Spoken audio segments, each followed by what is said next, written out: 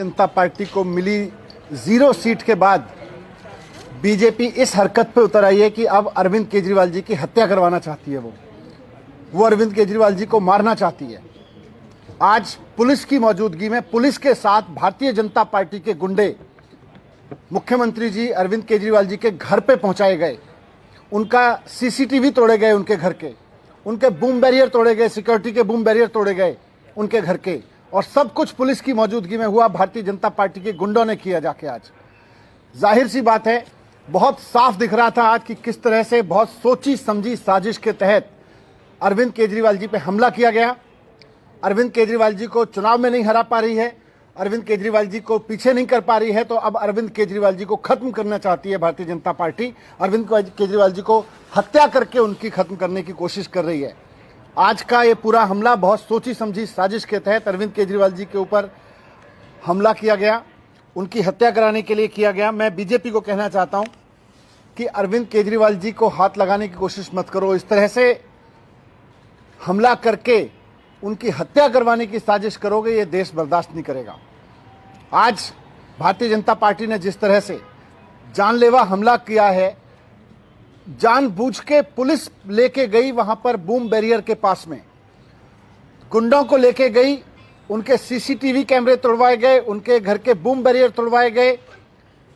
जो मैंने पहले कहा, फिर से दोहरा रहा हूं कि पंजाब में हार की वजह से, पंजाब में 0 सीट मिली है भारतीय जनता पार्टी को, और पंजाब में आम आदमी पार्टी की प्रचंड जीत हुई है, उससे पूरी तरह से बौखला गई है भारतीय जनता पार्टी।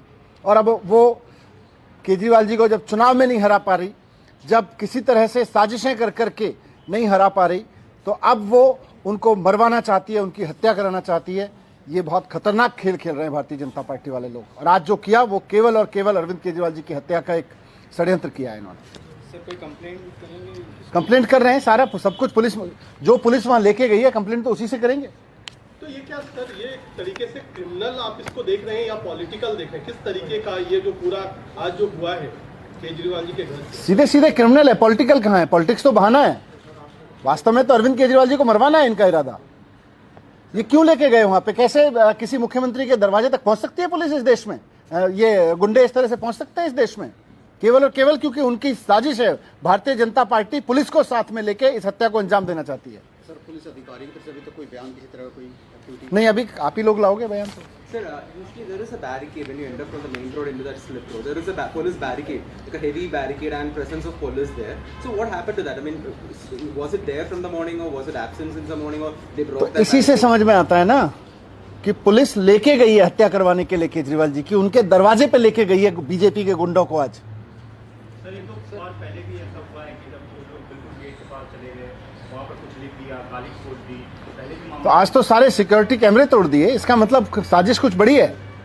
सारा बूम बैरियर तोड़ दिया। कैसे सीएम के घर के सामने का एकदम गेट पे लगा हुआ बूम बैरियर तोड़ा जा सकता है? इन हत्यारों को पुलिस लेके आई है।